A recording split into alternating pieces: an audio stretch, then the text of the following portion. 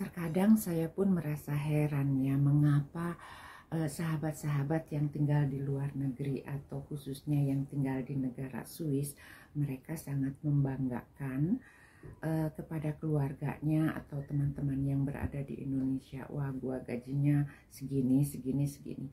Tetapi dia tidak menceritakan kalau uang tersebut akan juga besar pengeluarannya di negara ini.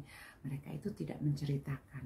Nah, teman-teman, mudah-mudahan ya, sekali lagi dengan adanya penjelasan saya ini, begitulah adanya faktanya ya. Jadi kalau kita bekerja hanya sebagai pelayan di toko atau juga pekerja menengah ke bawah ya, maka akan cukup sulit juga untuk bisa hidup nyaman di negara ini. Terkecuali kalau dua-duanya bekerja, suami dan istri bekerja, maka itu merupakan sesuatu yang bagus ya, yang bisa mencukupi kehidupan, bahkan bisa lebih, bisa pergi berlibur seperti itu. Halo sahabat tercinta, dimanapun kalian berada, jumpa lagi dengan saya Pribumi Bandung dari Switzerland.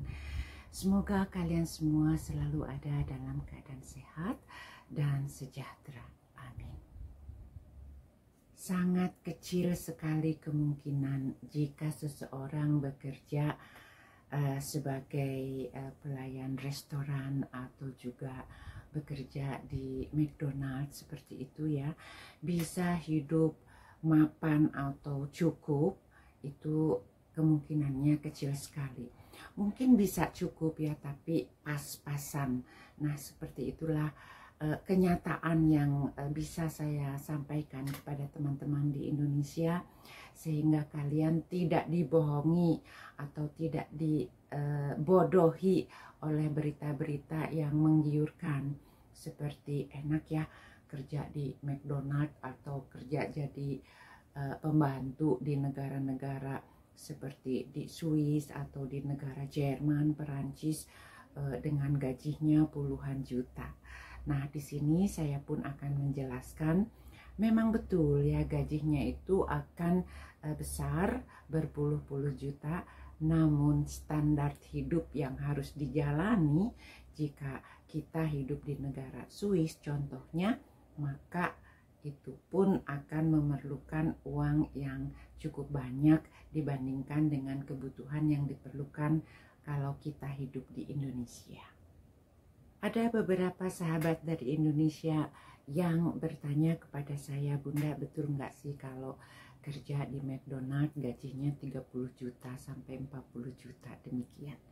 Nah, jawabannya adalah betul sekali ya, tapi tergantung dari berapa banyak kita bekerja. Yang harus diketahui atau dipahami dulu, kalau kita kerja 100%, yang artinya full ya, dari Senin sampai hari Jumat, bahkan hari Sabtu ya, yang biasanya kalau di negara Swiss itu kita bisa menghitungnya dalam satu minggu itu antara 40 sampai 42 jam kalau kita bekerja 100% atau full. Nah, kalau seseorang kerjanya ada yang 50%, ada yang 60%, itu berarti jam kerjanya itu kalian tinggal bagikan ya. Contohnya kalau 50% kerjanya berarti dalam satu minggu dia bekerja antara 20 sampai 22 jam per minggunya. Dan tentunya income atau penghasilannya pun tinggal dibagikan saja. Di sini saya akan berbicara seseorang yang bekerja 100% ya atau full. Contohnya sebagai kerja di McDonald's, kalau di negara Swiss itu ya sudah pasti akan mendapatkan sekitar 50 juta rupiah per bulannya. Nah, kalau kalian mendengar harga atau besarnya 50 juta rupiah, maka kan akan timbul rasa wah enak. Nah, seperti itu. Di sini saya akan jelaskan ya teman-teman. Kalau uang segitu untuk hidup di negara Swiss dengan kebutuhan yang segala cukup mahal, maka kita hidupnya mungkin bisa cukup, tapi pas-pasan banget.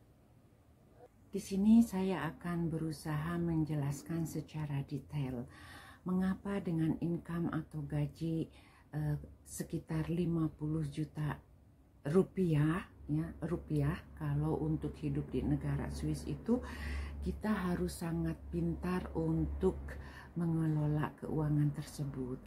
Karena di sini itu kalau sewa apartemen saja yang kecil ya teman-teman, kita bisa berkisar antara 15 juta sampai 20 juta rupiah satu bulan. Itu tuh apartemen yang kecil, yang apartemen nggak baru ya kayak begitu. Nah, kalian bisa bayangkan, dan juga di sini diwajibkan mengikuti asuransi kesehatan yang tentunya harganya berkisar antara 3 juta sampai 7 juta rupiah per bulan. Dan juga untuk biaya makan, tentu saja kalian pun memerlukan untuk biaya transportasi untuk bisa pergi bekerja, di mana semuanya itu cukup mahal. Dan juga ada pajak ya, pajak dari pemerintah yang juga cukup tinggi.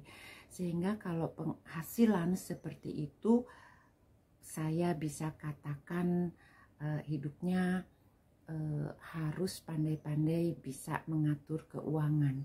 Jadi kalau dibilang hidup enak dengan gaji segitu untuk negara Swiss, saya pun bisa mengatakan nggak enak ya teman-teman ya. Kita masih harus bingung, sama ya seperti di Indonesia, barangkali juga harus gali lubang tutup lubang kalau ada hal-hal yang tidak diduga sebelumnya yang memerlukan biaya. Contohnya kalau kita sakit gigi ya, kebanyakan orang di sini tuh kalau sakit gigi itu tidak termasuk asuransi ya teman-teman. Jadi kita harus membayarnya secara langsung dan harganya pun itu cukup aduhai dibandingkan dengan kalau kita berobat gigi di negara Indonesia. Barusan saya menceritakan jika seseorang hidup sendiri dengan bekerja di McDonald atau pelayan toko.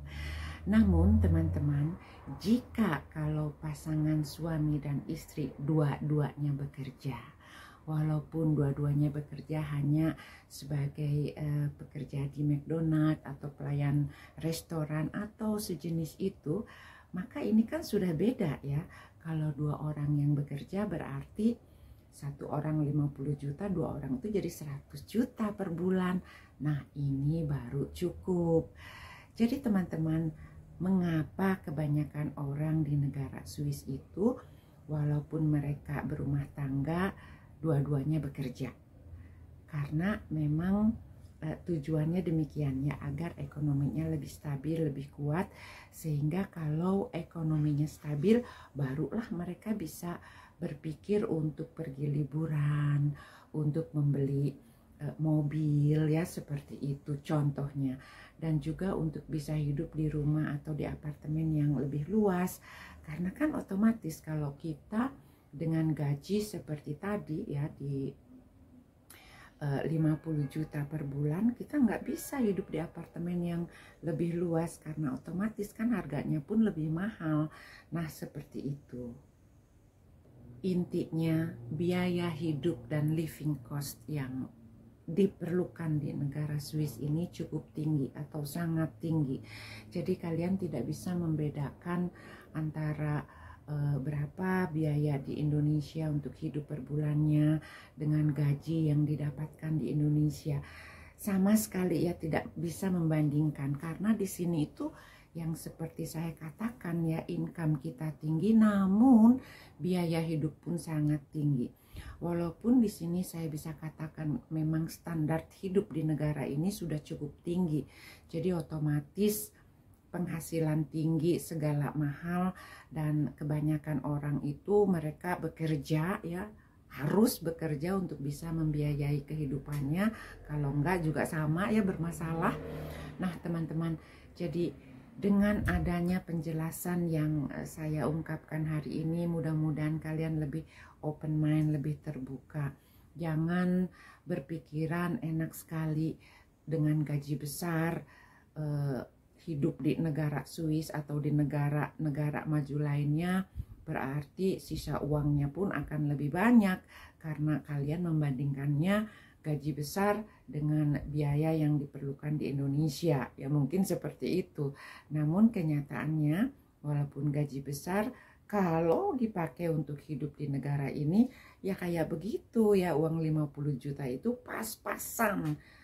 Susah ya untuk bisa ada lebih ya, terkecuali yang sangat menghemat sekali kayak begitu.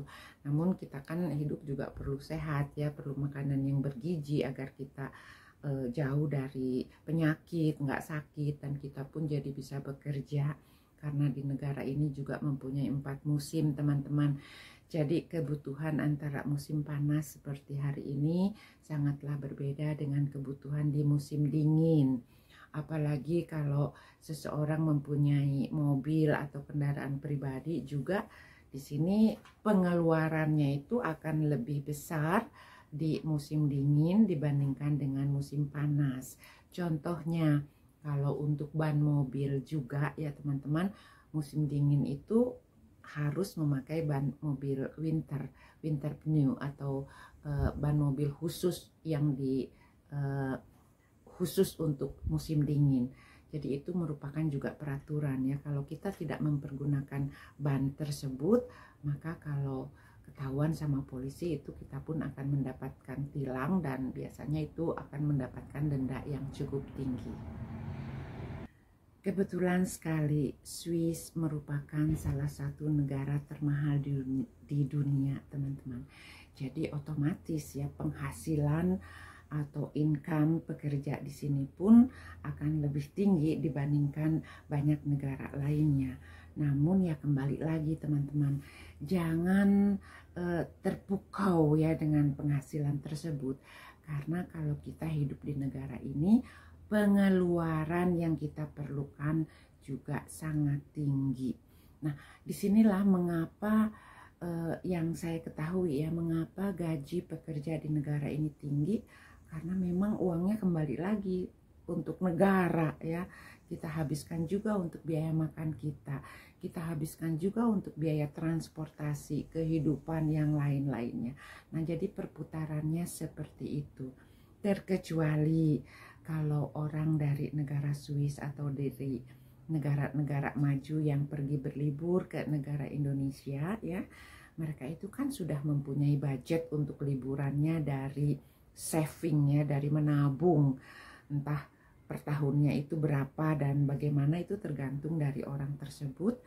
Maka di saat liburannya mereka akan merasa murah ya, tentu saja ya. Contohnya kalau harga nasi goreng ya di negara Swiss itu, satu piringnya itu berkisar antara 350.000 rupiah. Bayangin teman-teman. Nah, kalau contohnya saya datang ke Bali, ke Indonesia, satu porsi piringnya itu nasi goreng itu hanya sekitar 100.000 rupiah, itu sudah pakai ayam, telur.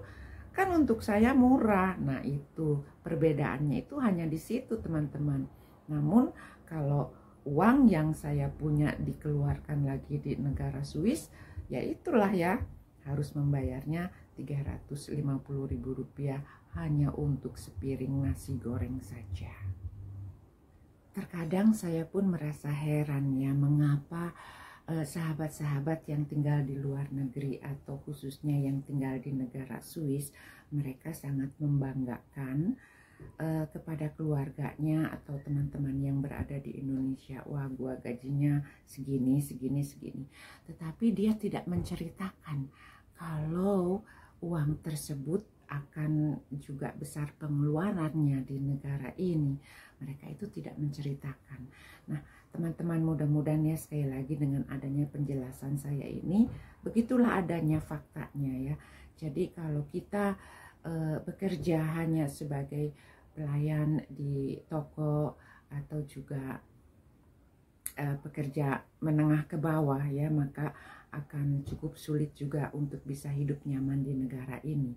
Terkecuali kalau dua-duanya bekerja, di suami dan istri bekerja, maka itu merupakan sesuatu yang bagus ya, yang bisa mencukupi kehidupan, bahkan bisa lebih, bisa pergi berlibur seperti itu. Demikianlah sharing saya untuk kesempatan video kali ini. Saya Pribumi Bandung mengucapkan terima kasih dan sampai jumpa di video berikutnya. Goodbye.